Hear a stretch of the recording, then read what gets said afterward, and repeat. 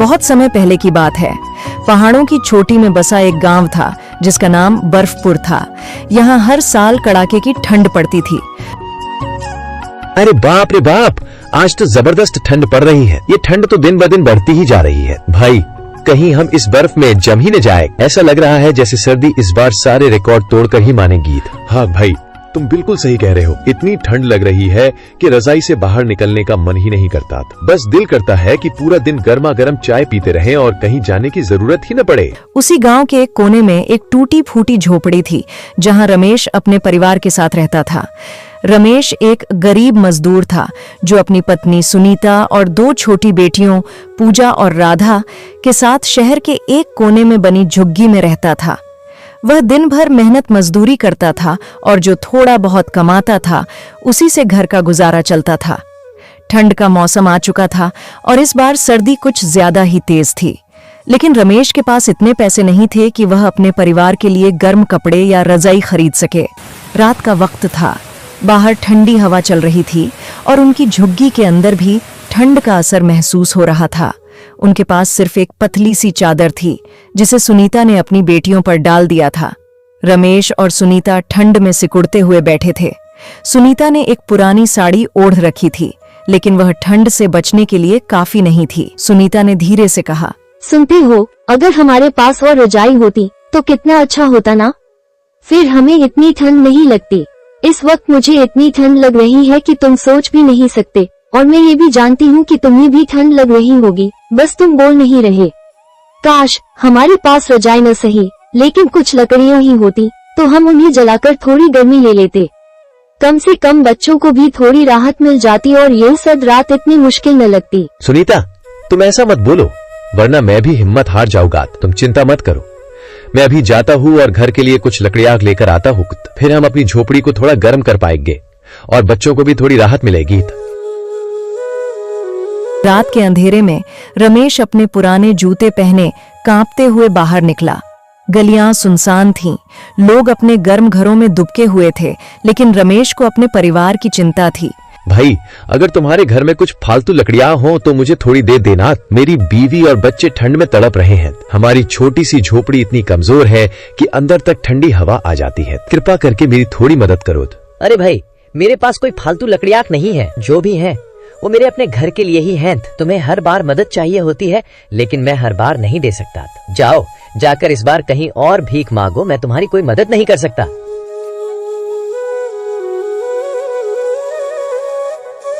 वह इधर उधर देखता रहा, लेकिन उसे जलाने लायक कुछ नहीं मिला। अचानक उसे एक दुकान के बाहर कुछ पुराने गत्ते पड़े दिखे। अरे वाह, ये तो गट्टे हैं। चलो, कोई बात नहीं, अगर लकड़ी नहीं मिली तो इन्हीं को उठाकर घर ले जाता हूँ और फिर सुनीता से कहूंगा कि इसे ही जला लो, कम से कम थोड़ी राहत तो मिलेगी। चलो, अब इन्हें लेकर घर चलता हूँ। उसने जल्दी से वे गत्ते उठाए और अपनी झुग्गी की तरफ चल दिया। घर पहुंचकर उसने गत्तों को जलाया और थोड़ी सी गर्मी उनके छोटे से घर में फैल गई। अरे वाह रमेश, सिर्फ इतने से कागज जलाने से ही झोपड़ी में कितनी ज्यादा गर्मी हो गई। मुझे तो बहुत अच्छा लग रहा है, वरना कब से ठंड से कांप रहे थे। ठंड के कारण सिर में भी दर्द होने लगा था, लेकिन अब थोड़ी राहत मिली है। हाँ, तुम सही कह रही हो, सिर्फ कागज से ही इतनी अच्छी गर्मी मिल गई। काश हमारे पास लकड़ियाँ होती तो आग थोड़ी देर और जलती और हमें ज्यादा राहत मिलती। ठंड बहुत तेज है, लेकिन जितना भी मिला है वही हमारे लिए बहुत है। अब बस किसी तरह ये रात आराम से कट जाए। पूजा और राधा ने राहत की सांस ली, लेकिन यह सिर्फ कुछ समय की राहत थी।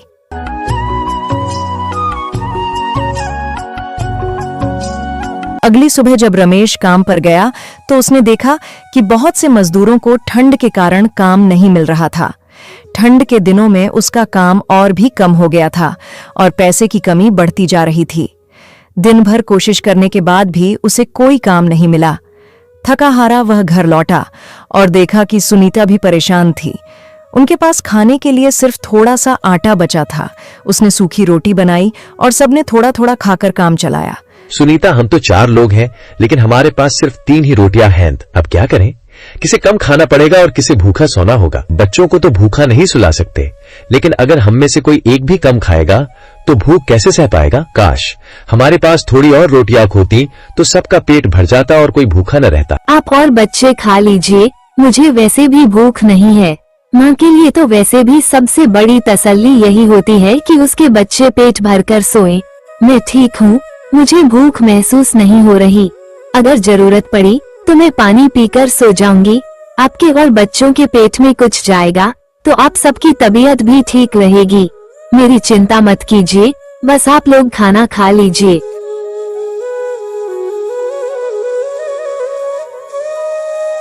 रात फिर से आ गई। ठंड और बढ़ गई थी। पूजा ठंड से कांप रही थी। रमेश को समझ नहीं आ रहा था कि वह क्या करे। उसके पास न तो कोई कंबल था, न ही कोई और साधन। तभी उसे याद आया कि पास की कॉलोनी में एक साहूकार रहता था जो पुराने कपड़े दान करता था। अगली सुबह रमेश हिम्मत जुटाकर साहूकार के घर गया।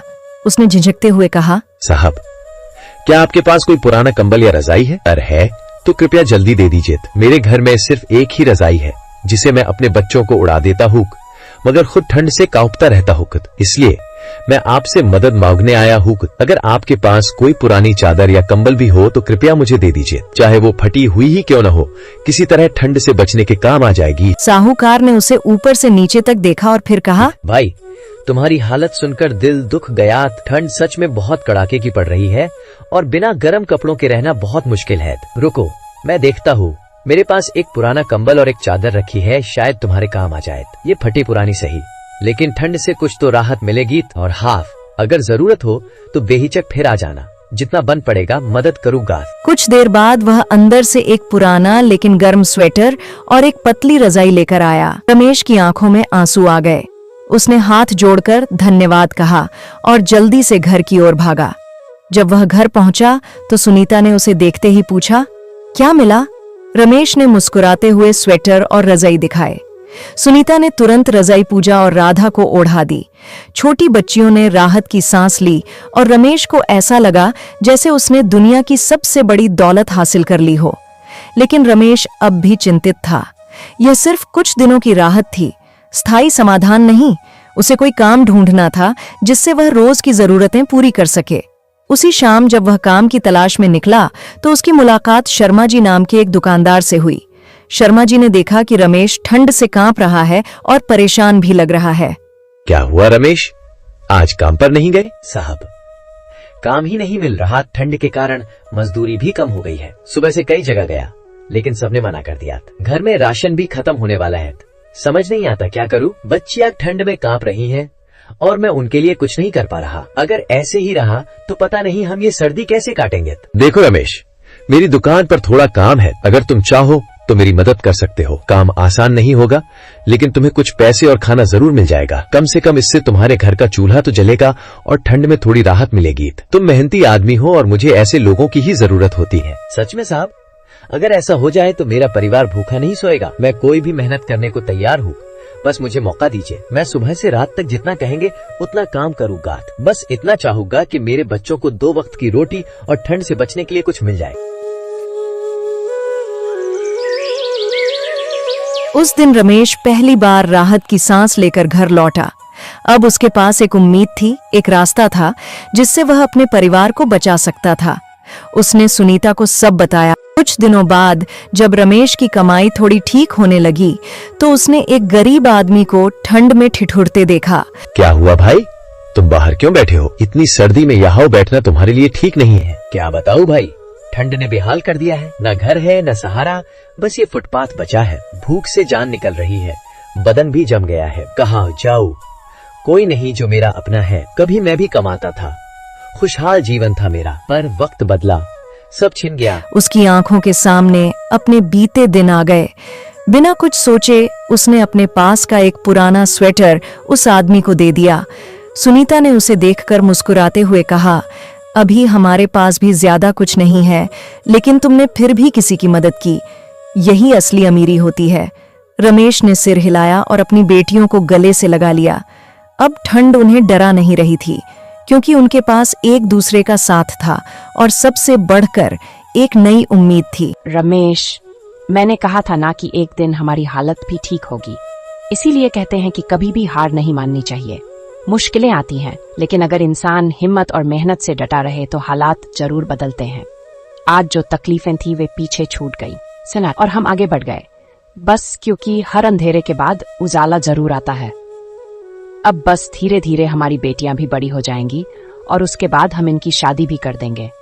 मगर रमेश, मुझे इस बात का दुख है कि हमारा कोई बेटा नहीं है, क्योंकि इनकी शादी के बाद हम दोनों बिल्कुल अकेले रह जाएंगे। अरे सुनीता, ऐसा क्यों कह रही हो?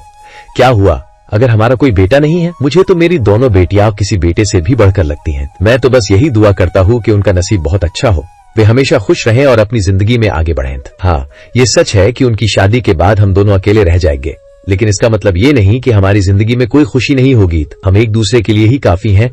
रमेश की मेहनत रंग लाने लगी थी। वह रोज ईमानदारी से काम करता और अपनी पूरी ताकत लगा देता। धीरे धीरे उसका काम सुधरने लगा और शर्मा जी भी उसकी मेहनत से बहुत खुश थे। एक दिन जब रमेश दुकान पहुंचा तो शर्मा जी ने मुस्कुराते हुए कहा, अरे रमेश, तुम तो कमाल कर रहे हो। दुकान की सफाई हो या ग्राहक संभालना, सब कुछ बहुत बढ़िया कर रहे हो। रमेश बोला, साहब, बस अपनी पूरी कोशिश कर रहा हूं। आपने भरोसा किया, यही बहुत बड़ी बात है मेरे लिए। शर्मा जी ने उसे एक नया स्वेटर दिया और कहा, ये लो, ठंड बहुत ज्यादा है, इसे पहन लेना। और हाँ, आज तुम्हारी मेहनत के लिए थोड़ा ज्यादा पैसे भी मिलेंगे। रमेश की आंखों में खुशी थी। अब उसकी जिंदगी थोड़ी सुधर रही थी। पैसे लेकर वह घर की ओर चला। सोच रहा था कि आज वह अपने परिवार के लिए कुछ अच्छा खाना ले जाएगा। रास्ते में उसने एक बूढ़ी औरत को सड़क किनारे ठंड में कांपते देखा। वह कमजोर और भूखी लग रही थी। रमेश उसके पास गया और पूछा, अम्मा, आप यहां अकेले क्यों बैठी हैं? बूढ़ी औरत ने कमजोर आवाज में कहा, बेटा, कोई नहीं है मेरा। कई दिनों से सही से खाना भी नहीं खाया, ठंड भी बहुत लग रही है। रमेश ने बिना सोचे अपने थैले से कुछ रोटियां और सब्जी निकाली और बूढ़ी औरत के हाथ में दे दी। अम्मा, इसे खा लीजिए, इससे थोड़ी ताकत आएगी, उसने प्यार से कहा। बूढ़ी औरत की आंखों में आंसू आ गए। उसने कांपते हाथों से खाना लिया और धीरे धीरे खाने लगी। भावनाओं से भरी आवाज में बोली, बेटा, तुम्हारे जैसे लोग ही इस दुनिया को रहने लायक बनाते हैं। जो खुद तकलीफ सहकर भी दूसरों के लिए हाथ बढ़ाए, वही असली इंसान होता है। तुम्हारी राहें हमेशा रोशनी से भरी रहें। तुम्हारे घर में कभी अंधेरा न आए, तुम्हारी झोली कभी खाली न हो और तुम्हें कभी किसी चीज की कमी न हो। जो खुशी तुमने आज मुझे दी है, वही खुशी हर कदम पर तुम्हें मिलती रहे। रमेश मुस्कुराया और फिर अपने रास्ते चल पड़ा। घर पहुंचकर उसने सुनीता को सब बताया। सुनीता भी मुस्कुराई और बोली, अभी हमारे पास भी ज्यादा कुछ नहीं है, लेकिन तुमने फिर भी किसी की मदद की, यही असली अमीरी होती है। रात हो चुकी थी, लेकिन रमेश के दिल को आज अजीब सी शांति महसूस हो रही थी। उसने अपनी बेटियों को प्यार से सुलाया और सुनीता के पास बैठकर बोला, अब हालात पहले जैसे नहीं रहे, काम भी मिल गया है और धीरे धीरे चीजें बेहतर हो रही हैं। सुनीता ने हल्की मुस्कान के साथ कहा, हाँ, लेकिन असली खुशी तो इस बात की है कि हम मुश्किलों के बावजूद इंसानियत नहीं भूले। आज तुमने जिस बूढ़ी अम्मा की मदद की, वो हमें ये सिखाती है कि जब हमारे पास थोड़ा भी हो, तब भी हमें बांटने का जज्बा रखना चाहिए। रमेश ने सिर हिलाया और कहा, मैं चाहता हूं कि हमारी बेटियां भी यही सीखें। मेहनत करो, ईमानदारी रखो और जब भी मौका मिले जरूरतमंद की मदद करो। कुछ ही दिनों में रमेश की मेहनत और भी रंग लाने लगी। शर्मा जी ने उसे दुकान की जिम्मेदारी बढ़ाकर दी और उसकी मजदूरी भी पहले से ज्यादा कर दी। अब रमेश कुछ पैसे बचाने भी लगा था। एक दिन उसने सोचा कि क्यों न अपनी झोपड़ी को थोड़ा ठीक करवाया जाए, ताकि उसकी बेटियां ठंड में कम से कम चैन से सो सकें। रमेश ने कुछ लकड़ियां और टिन की चादरें खरीदी और खुद ही अपनी झोपड़ी की मरम्मत करने लगा। गांव के कुछ लोगों ने जब यह देखा तो उन्होंने भी उसकी मदद की। कुछ ही दिनों में रमेश का छोटा सा घर पहले से बेहतर हो गया। अब ठंडी हवाएं अंदर नहीं आती थीं और घर में गर्माहट बनी रहती थी। सीख, ये कहानी हमें सिखाती है कि कठिनाइयां चाहे कितनी भी बड़ी क्यों न हो, उम्मीद और हिम्मत से उनका सामना किया जा सकता है। रमेश और उसका परिवार मुश्किल हालातों में भी एक दूसरे का सहारा बना रहा। अगर आप लोगों को ये कहानी पसंद आई तो रमेश और उसके परिवार के लिए वीडियो को लाइक करें और चैनल को सब्सक्राइब करें।